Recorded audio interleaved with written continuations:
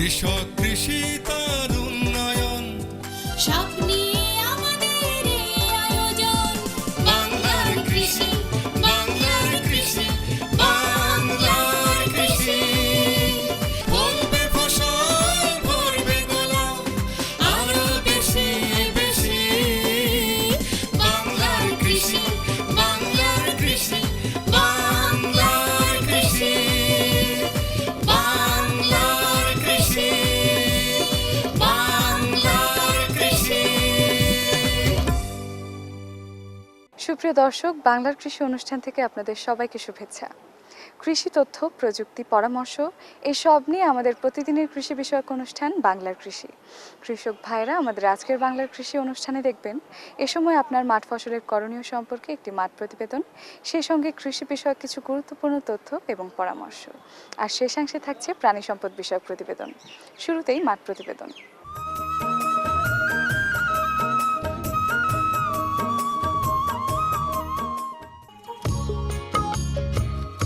মটরশুঁটি ডাল জাতীয় ফসল। মটরশুঁটি দেশের প্রায় সব এলাকায় জন্মে। দোআঁশ মাটিতে ভালো জন্মায় এই ফসলটি। উচ্চমূল্যের ফসল হিসেবে কৃষকের নিকট যথেষ্ট সমাদৃত। অন্যান্য মটরশুঁটির অপেক্ষা বাড়ি মটরশুঁটি ৩ জাতটি একটু ভিন্ন রকমের। এই জাতটি একটি আগাম জাত, যা মাত্র ৬০ দিনের মধ্যে মটরশুঁটি সংগ্রহ করা সম্ভব। বাড়ি মটরশুঁটি ৩ জাতটি একটি উচ্চ ফলনশীল জাত এবং প্রোটিন সমৃদ্ধ। হেক্টর প্রতি ফলন হয় ১৫ থেকে ১৭ টন। গবেষণার ক্ষেত্রে এই মটরশুঁটি বেডে বীজ বপন করা হয়, কিন্তু কৃষক পর্যায়ে জমি তৈরি করে বপন করা হয়। বীজ বপন থেকে মাত্র ৩০ থেকে ৩১ দিনের মধ্যে গাছে ফুল আসে এবং ৬০ দিনের মধ্যে কৃষক মটরশুঁটি ঘরে তুলে লাভবান হতে পারে। কৃষকের আয় বর্ধনের কথা এবং সময়ের কথা চিন্তা করে বাড়ি উদ্ভাবন করেছে বাড়ি মটরশুঁটি জাত ৩। ইতিমধ্যে এই জাতটি বেশ জনপ্রিয়তা লাভ করেছে। বাড়ি উদ্ভাবিত মটরশুঁটির বীজ প্রথমত বিএডিসি-কে দেওয়া হয়। পরবর্তীতে বিএডিসি তাদের নির্বাচিত কৃষকদের মাধ্যমে বীজ বৃদ্ধি করে সারা দেশের প্রান্তিক চাষিদের মধ্যে স্বল্প মূল্যে বিতরণ করে। বৈশিষ্ট্যের দিক থেকে এই জাতটি উন্নত ও স্বল্প মেয়াদী বলে কৃষক স্বাচ্ছন্দ্যে চাষাবাদ করে লাভবান হতে পারে। বাংলার কৃষি, বাংলার কৃষি, বাংলার কৃষি। দর্শক দেখছেন বাংলাদেশ টেলিভিশনের প্রতিদিনের কৃষি বিষয়ক অনুষ্ঠান বাংলার কৃষি। এ সময় আপনার মাঠ ফসলের করণীয় সম্পর্কে আপনাদের জানাতেই আমাদের এই বাংলার কৃষি। সঙ্গেই থাকুন এবারে প্রাণী সম্পদ বিষয়ক প্রতিবেদন।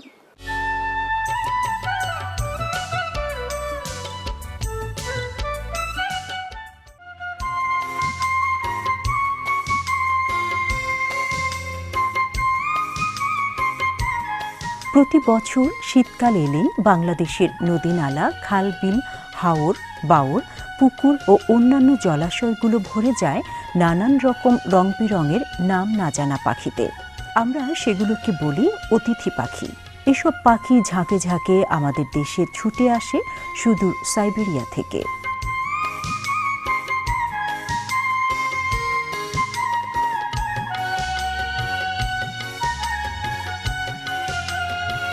পৃথিবীতে প্রায় ৫ লাখ প্রজাতির পাখি আছে। তার মধ্যে শুধু ইউরোপ আর এশিয়ায় আছে ৬০০ প্রজাতির। সাইবেরিয়ার অত্যধিক শীতল আবহাওয়া থেকে রক্ষা পেতেই মূলত অতিথি পাখির আগমন ঘটে বাংলাদেশে। ব্রাহ্মণবাড়িয়া জেলার বিজয়নগর উপজেলার ইসলামপুর গ্রামে ১৯৮৯ সাল থেকে অতিথি পাখি আসতে শুরু করে। এখানে অতিথি পাখি আসে সাইবেরিয়া থেকে, ৭ সমুদ্র ৩ নদীর পার থেকে এই পাখিগুলো আসে। এই পাখিগুলো আমরা সংরক্ষণ করতে পারি না ঠিক, কারণ আমরা পাখিবিদ না। তবে পাখি যাতে ক্ষতি না হয়, সমস্যা না হয়, আমরা এখানকার সমস্ত লোক এই পাখিগুলো সর্বক্ষণ সার্বজনিকভাবে আমরা তত্ত্বাবধান করে থাকি, যাতে কেউ কোনো না পারতে। তবে সচিব সাহেব একটা কথা বলে প্রতি মুহূর্তে ঢাকা থেকে ফোনে বলে, যাতে কেউ পাখিকে আঘাত না করে। এমনকি উনি প্রতিটি প্রশাসনের কাছে, প্রতিটি পুলিশের কাছে, ফাঁড়ির কাছে, থানার কাছে টেলিফোনে ইনভলভ করে, যাতে কোনো দিন এই পাখিগুলো আঘাত না করতে পারে। শীতকালীন অতিথি পাখি ঝড়ঝন্ডা আসে, রাত্রেবেলা তুফানের পাখি পরে পাখায় যখন পানি লাগে তখন গ্রামের মানুষ তো লুটপাট করে লয়ে যেত। গত ৬-৭ বছর যাবৎ আর এই জিনিসটা পারে না, আমরা সবচেয়ে স্থানীয় প্রশাসনও সহযোগিতা করে।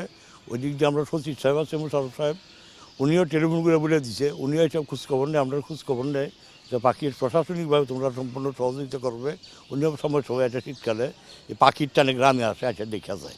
প্রায় 4-5 হাজার পাখি প্রতি বছর এখানে আসে। সূর্য অস্ত যাওয়ার পর ঝাঁকে ঝাঁকে পাখিগুলো ডানা মেলে আকাশে উড়ে নিরাপদ আশ্রয় খুঁজতে থাকে। পছন্দ মতো নিরাপদ জায়গা পেলেই সেখানে গাছের ডালে রাত কাটায়।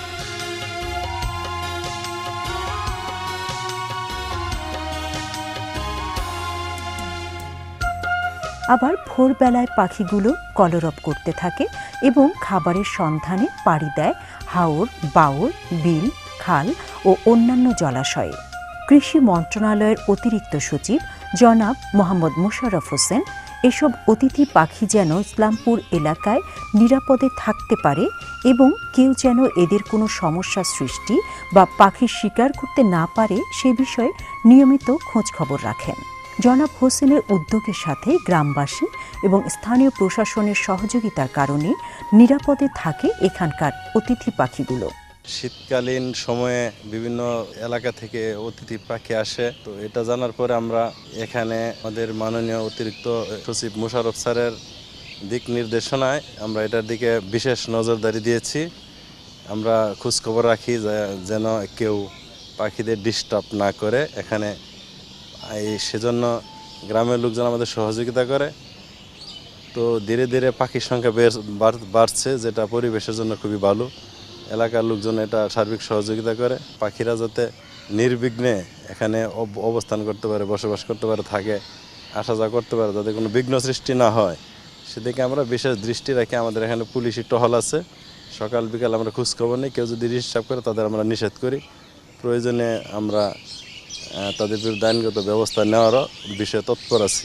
এই এলাকায় পাখিগুলো দীর্ঘদিন থাকে, ফলে বেশ মোটা তাজা হয়।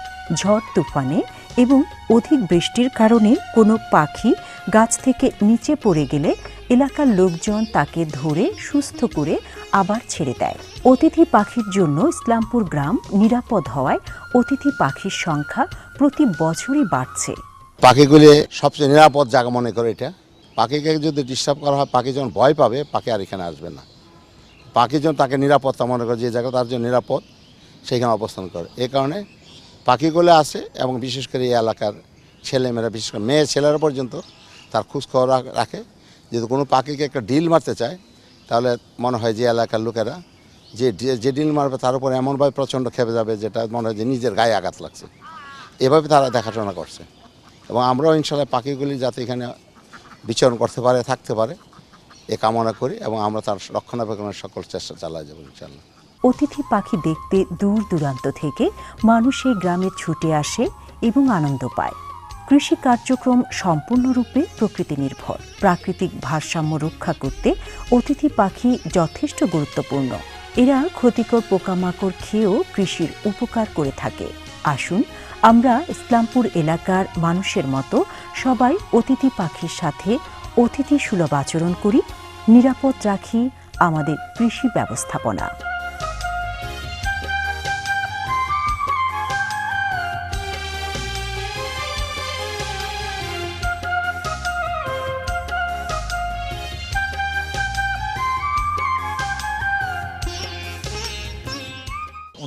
সালের পরে অর্থাৎ 89 সাল থেকে এখানে এই অতিথি পাখি আসে। এই পাখি আসার পর থেকে আমরা এই গ্রামবাসীকে এবং পাড়া প্রতিবেশীকে বুঝিয়ে রাখি যাতে করে যে অতিথি পাখি সুদূর অনেক দূরের থেকে আসছে এবং এই শীতকালে আসে, এই জন্য তারা যাতে কোনো রকমের অসুবিধার সৃষ্টি না করে। এবং ক্ষেত্র বিশেষে আমাদের গ্রামে পুলিশ পাড়ি আছে, সেই পুলিশ পাড়ির যে সদস্যরা আছেন, পুলিশ সদস্য, ওনারাও সাহায্য করেন। এর মাধ্যমে দিন দিন এই অতিথি পাখির সংখ্যা বেড়েই চলেছে এবং এই অতিথি পাখি দেখার জন্যে দূর দূরান্ত থেকে সবাই আসেন এবং আমরা পাখিগুলি মনে করি যে আমাদের অতিথি এবং তারা ফজরে চলে যায় সেই আমাদের ঢাকা সিলেট রাস্তার পশ্চিম পাশে বিলে হাওরে, আবার তারা সন্ধ্যার দিকে ফিরে আসে এবং দিন দিন বেড়েই চলেছে। গ্রামবাসী ধারণা করছে যে এই বছরে প্রায় 4000 পাখি আছে এবং এই পাখিগুলো এখানে সুন্দরভাবে থাকে। আজ থেকে 1 মাসের উপরে আসছে এবং তারা শুকনো অবস্থায় ছিল এবং যখন যায় তখন তারা বেশ মোটা তাজা হয়ে যায়।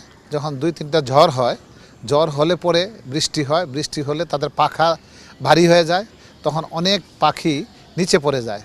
তো পড়ে গেলে এখানের এলাকার সবাই সচেতন যারা আছে তাদেরকে আবার রোদ্রে শুকিয়ে উড়িয়ে দেয়, তখনই আস্তে আস্তে পাখিগুলো আবার চলে যায়। এই যে প্রকৃতির সাথে এই পাখির এবং গ্রামবাসীর একটা যে মিলন, এটা সুন্দর, অভূতপূর্ব।